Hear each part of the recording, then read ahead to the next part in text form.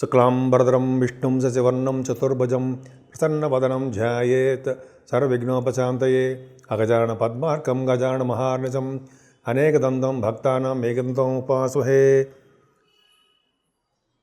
మా ఆది ఆశ్రయాలను చూస్తున్నటువంటి మీ అందరికీ అలాగే విదేశాల్లో కూడా ఉండి నన్ను ఎంతగానో ప్రోత్సహిస్తూ నా వీడియోలు చూస్తున్నటువంటి మీ అందరికీ కూడా పేరు పేరున నా హృదయపూర్వక నమస్కారాలు.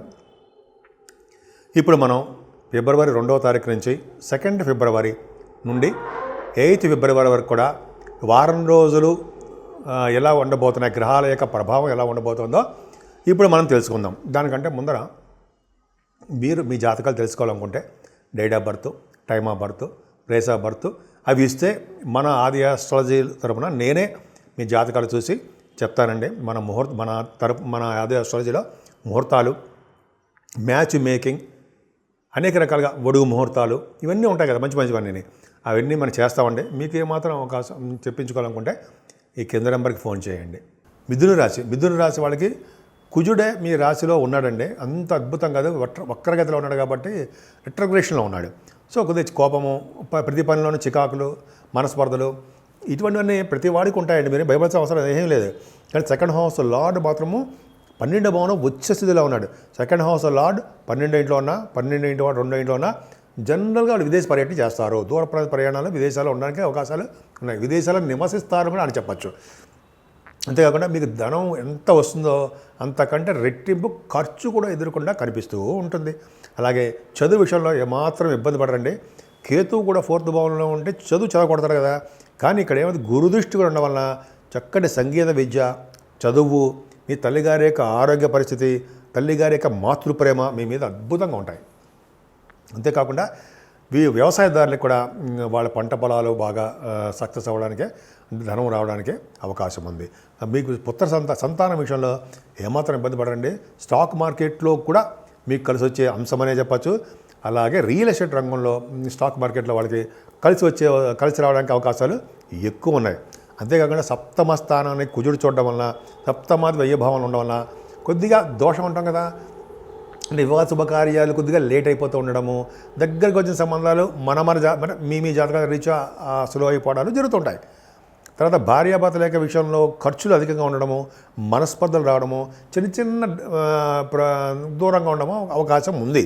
కానీ సప్తమ స్థానం అధిపతి వ్యయభావం ఉండడం వలన తప్పేం లేదండి. చంద్రుడు కూడా కలిసి ఉన్నాడు.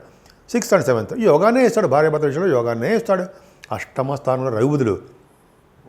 అష్టమ స్థానం రవిబుధులు అంటే బుధాదిత్యం కాదండి. అష్టమ స్థానం రవిబుధులు అంటే విదేశాల నుంచి ధనయోగం, ప్రభుత్వం చేత సన్మానం, దీర్ఘాయుర్దాయము, ఆయుష్ పెరగడము. ఈ జాతకాలను కూడా చూసుకోండి. అలాగే విదేశాలకు వెళ్ళడానికి అవకాశాలు ఉండడము, గురుదృష్టి కూడా ఉంది కాబట్టి అష్టమ స్థానానికి మీకు ఫైనాన్స్ రంగంలో కూడా మీరు ఒక మంచి శ్రద్ధావస్థలు బాగా రాణించడానికి మీరు ఆ రంగంలో ఉంటే అవకాశాలు ఎక్కువ ఉంటాయి. ఏదైనా భాగ్యాధిపతి భాగ్యస్థానంలో శని ఉన్నాడంటే జనరల్గా ఏంటంటే ఫ్లైట్ ఎక్కించి విదేశాలకు వెళ్ళడము, సన్మానాలు జరగడము, ముఖ్యంగా వెంకటేశ్వర స్వామి శివాభిషేకాలు చేసుకుంటూ వెంకటేశ్వర స్వామి యొక్క దర్శనాలు చేసుకోవడము, అమ్మవారికి ఆశీస్సులు పొందడం. శని భగవానుడు భాగ్యంలో శని అద్భుతంగా యోగాన్ని ఇస్తాడండి. అలాగే హయ్యర్ ఎడ్యుకేషన్ విదేశాలు వెళ్తారు. శని భగవాన్ అలా మీరు చేస్తుంటాడు. అంతేకాకుండా తీర్థయాత్రలు చేయించడానికి కూడా కారణము ఆయనే. తీర్థయాత్రలు కానీ, ఈ కొంతమంది టెంపుల్స్కి వెళ్తారు కదండి, ఆ టెంపుల్స్కి వెళ్ళడం కానీ, కాశీక్షేత్ర దర్శనాలు కానీ, త్రివేణి సంగమం ప్రయాగరాజ్ అదృష్టం వెళ్ళడం, అవన్నీ కూడా గొప్ప అదృష్టం కిందే మనం భావించవచ్చు. శని మీకు అద్భుతమైన యోగాలు కలిగించాడు. ముఖ్యంగా మీకు ఆటోమొబైల్ ఇండస్ట్రీస్లోనూ, సిమెంట్ పరిశ్రమలోనూ, తర్వాత సాఫ్ట్వేర్ పరిశ్రమల్లోనూ, రియల్ ఎస్టేట్ సంబంధించిన వ్యవహారాల్లోనూ ఇవన్నీ కూడా మీకు కలిసి వచ్చే అంశంగా చెప్పచ్చు. దశమంలో చంద్రరాహ శుక్రులు అద్భుతం అండి. 10th హౌస్ లార్డ్ అండ్ మీకు పంచమాధిపతి దశమ స్థానంలో ఉండడం వల్ల చక్కటి ఉద్యోగ భద్రత, ఉద్యోగంలో ప్రమోషన్స్, ఉద్యోగంలో స్థిరత్వం మీకు కలగడానికి అవకాశాలు ఎక్కువ ఉండాలో ఏమాత్రం సందేహం లేదు. బాగుంది కూడా. ఎందుకంటే శుక్ర రాహులు దశమంలో ఉన్నారంటేనే ప్రయాణాలు చేస్తుంటారు ఎక్కువగా. ఫ్లైట్లు ఎక్కుతూ ఉంటారు. చంద్ర రాహులు ఉన్నారంటే మీకు ఏదో పనుల మీద అంటే న్యూస్ గ్యాదరింగ్ కోసమనో అయితే న్యూస్ సంపాదించడం కోసమనో ఏదో షూటింగ్ తెచ్చాను టెలివిజన్స్ ఉంటాయి కదండి. ఆ చంద్ర రాహుల్ కాబట్టి మీరు ఫ్లైట్లు ఎక్కడము, నీటి మీద ప్రయాణం చేయడము, లేకపోతే మీ శుక్ర రాహుల్ వలన కూడా మీ తోబట్టు వాళ్ళకి అద్భుతంగా ఉండడము, ఎంతో బాగుంది కాబట్టి మీకు మీరు చేస్తున్న ఉద్యోగ భద్రత ఎక్కువ ఉండడము, సినిమా రంగంలో కూడా శుక్ర రాహువులు సినిమా రంగం, టెలివిజన్ రంగంలో కూడా మీకు ప్రతిభ కనపరచడము, ప్రమోషన్స్ అంటే ధనం పెరగడం, మీ ఫిల్మ్స్ వాటిని ప్రమోట్ చేయడం అనమాట అంటాం. దాని బాగా డెవలప్మెంట్స్ మీకు బాగున్నాయి. చేతి నిండా డబ్బు ఉండడానికి అవకాశం ఉంది. అంటే అష్టమస్థానంలో రఘుబుధులు, భాగ్యంలో శని, లాభస్థానంలో రాహు. లాభంలో ఉన్న రాహు విశేషమైన సంపదలు ఇస్తాడనలో సందేహం లేదు. అంతేకాకుండా చంద్రగురులు ఉన్నారండి. ద్వితీయాధిపతి 12 భావంలో ఉండడం, గురుచంద్రుడు ఉండడం, గజకేసర యోగం ఉండడం వల్ల భార్యాభర్తల విషయంలోనూ మీరు చేస్తున్న ఉద్యోగం అనుకుందాం, ఉద్యోగంలో కలిసి వచ్చే అంశం చెప్పచ్చు. ముఖ్యంగా సాఫ్ట్వేర్ రంగంగా ఉద్యోగస్తులకి చాలా బాగా కలిసి వస్తుంది అని తెలిసిపోతుంది. ఎందుకంటే శని ప్రభావం భాగ్యంలో ఉన్నాడు కదా. సో ఈ విధంగా మీ మిథున రాశి వాళ్ళకి చాలా బాగుంది. ముఖ్యంగా శని భగవానుడు అలాగే రాహువు వీళ్ళిద్దరు కూడా మీకు యోగాన్ని కలిగిస్తుంటారు. శుక్రుడు వల్ల మీకు అద్భుతం ఫలితాలు కలుగుతాయి. సో ముఖ్యంగా మీరు పూజించవలసిన దేవుడు సుబ్రహ్మణ్యేశ్వర స్వామి. సుబ్రహ్మణ్యేశ్వర స్వామి ఆరాధన, సుబ్రహ్మణ్యేశ్వర స్వామి కళ్యాణం చేయించడం వల్ల మిథున రాశి వాడికి భార్యాభర్తల విషయంలో అనురాగం పెరుగుతుంది. ఇప్పుడు 12 రాశుల వాళ్ళకి అంటే మేషం నుంచి మీనరాశి వారికి కూడా రెమెడీస్ అంటే పూజించవలసినది దేవుడు ఆచరించదగ్గ పూజలు ఏమైనా ఉన్నాయంటే అమ్మవారి యొక్క పూజలండి.